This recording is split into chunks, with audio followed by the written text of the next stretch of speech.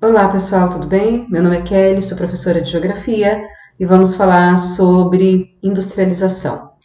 Bem, a primeira coisa que nós vamos começar a falar é sobre o berço da industrialização que aconteceu na Inglaterra, em Manchester, em 1750.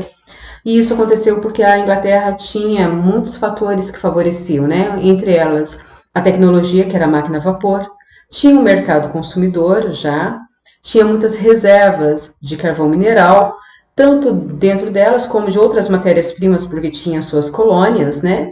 E o êxodo rural, porque estava acontecendo o cerceamento no campo, então muitas pessoas estavam saindo do campo e vindo para a cidade para trabalhar, então tinha uma mão de obra muito barata e abundante. Esses fatores favoreceram muito a industrialização na Inglaterra. 100 anos depois aconteceu o quê? A Segunda Revolução Industrial. A Segunda Revolução Industrial é marcada pela eletricidade e também pelo motor a combustão. Aconteceram nos Estados Unidos e na Europa, e nos Estados Unidos foi muito marcado pelo Fordismo, que valorizava a técnica de administração de Taylor, né? Taylorismo, que era a produção, produzir mais e menos tempo, né? Produtividade, eficiência, produzir cada vez mais e menos tempo. Essa produção e o consumo era em massa, e a produção era feita como? Em linha de produção, através de movimento repetitivo. Então, essa figura aqui deixa bem claro o estilo do Fordismo, que mostra uma linha de produção, cada um fazendo o seu trabalho repetitivamente, né? Então, era assim que era organizado. Enquanto o toyotismo, que apareceu 100 anos depois, né, em 1950, também conhecido como Terceira Revolução Industrial ou Revolução Técnica, Científica e Informacional, onde apareceram muitos robôs que acabaram causando desemprego, o desemprego estrutural, né, que é o homem sendo substituído pelas máquinas.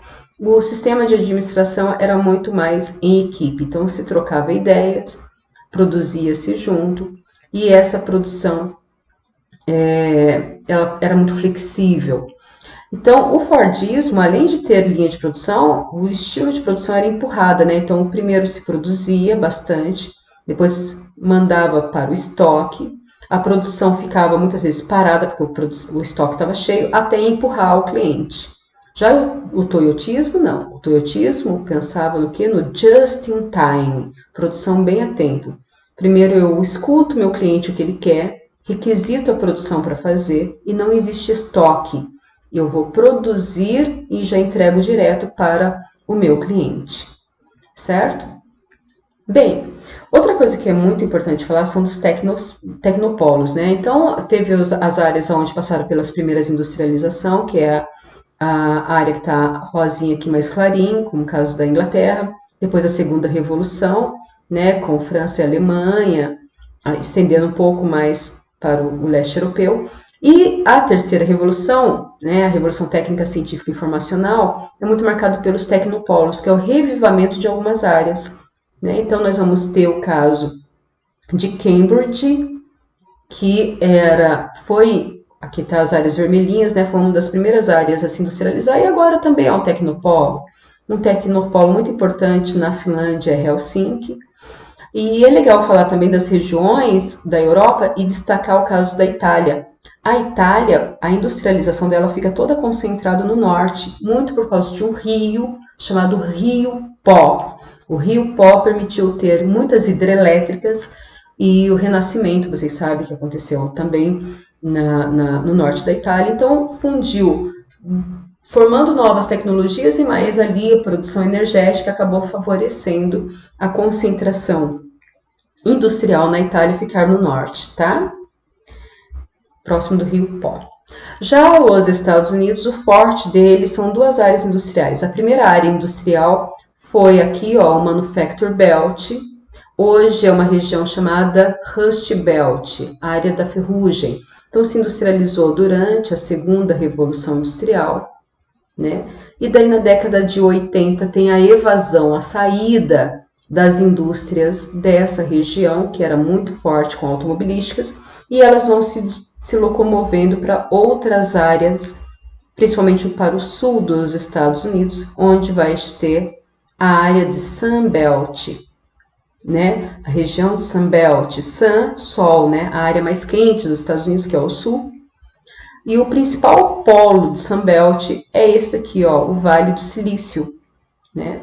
O Vale do Silício, que é a região da terceira revolução industrial, conhecida como Revolução Técnica Científica e Informacional, ou seja, a área onde tem produção de inteligência nos Estados Unidos, inteligência artificial, a área onde se encontra Microsoft, a Google e assim vai.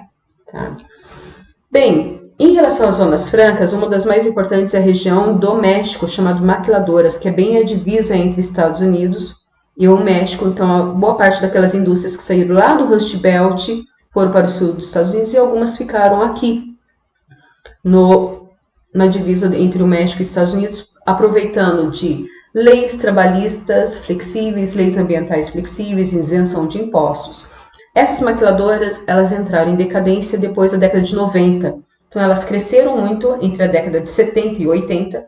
Após a década final de 90, boa parte dessas maquiladoras foram para a China. E na China, fizeram o que nós chamamos de ZEEs, as Zonas Econômicas Especiais. Então, a ZEEs da China fica nessa região, né? Fica aqui, ó, nessa porção da China. É aqui que nós temos as ZEEs. É aqui onde a China recebe as transnacionais, a área da China que nós chamamos de capitalista. Então, é onde ela faz exportação e exportação. Bem, vi sobre esses países, vamos falar rapidinho sobre a industrialização no Brasil. A industrialização no Brasil, pessoal, começa durante a Primeira Guerra Mundial, em que o Brasil não consegue mais comprar nada, porque a Europa estava em guerra, então ela começa o quê? A produzir seus próprios produtos, chamando de substituição de produtos importados. Então, o Brasil começa a fazer os seus próprios bens de consumo não duráveis, ou seja, sua produção de têxtil e alimento. Começa a produzir sua própria bebida, começa a produzir o seu próprio botão, zippers, né? O Brasil começa devagarzinho assim. Daí, na época de Getúlio Vargas, o Brasil teve, o mundo, né, viveu a crise de 29, o Brasil não tinha mais para quem vender café, então o Brasil mudou a sua economia, começando a fazer as indústrias de base. Então, o Brasil começou a fortalecer, formando as suas indústrias nacionais, chamadas estatais, com o setor da siderurgia. Então, uma bem famosa é a Companhia Siderúrgica Nacional, né? O Brasil foi se fortalecendo com a indústria de base. Na década de 50 e 60, quem estava no poder era Juscelino Kubitschek, e ele fez o que nós chamamos de liberalismo econômico, ou seja, a entrada das multinacionais no Brasil. Foi aí que nós recebemos Volks, Ford, GM, principalmente a região do ABC Paulista e o Vale do Paraíba. Na década de 90, aconteceu a nova abertura econômica, que é o neoliberalismo, a entrada de novas transnacionais, só que dessa vez as asiáticas, né?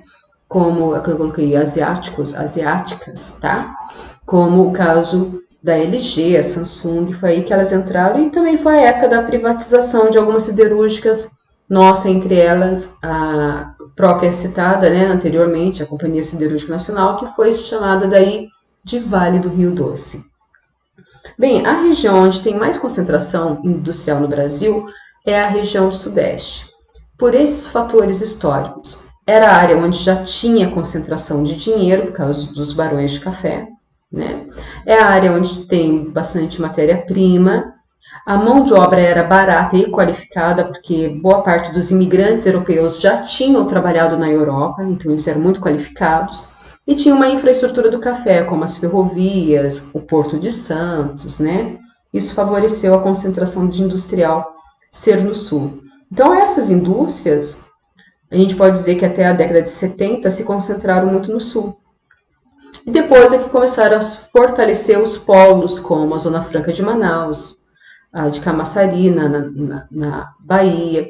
Outras regiões de São Paulo começaram a se industrializar, para além do ABC Paulista, o sul do Brasil. Isso nós chamamos de desconcentração industrial, que foi muito puxado pelos novos polos e pela guerra fiscal. Que é isso? Cada cidade oferecendo mais incentivos fiscais, tá? Isenção de impostos. Pessoal, era isso que eu queria falar com vocês, tá? Bom estudo e até mais.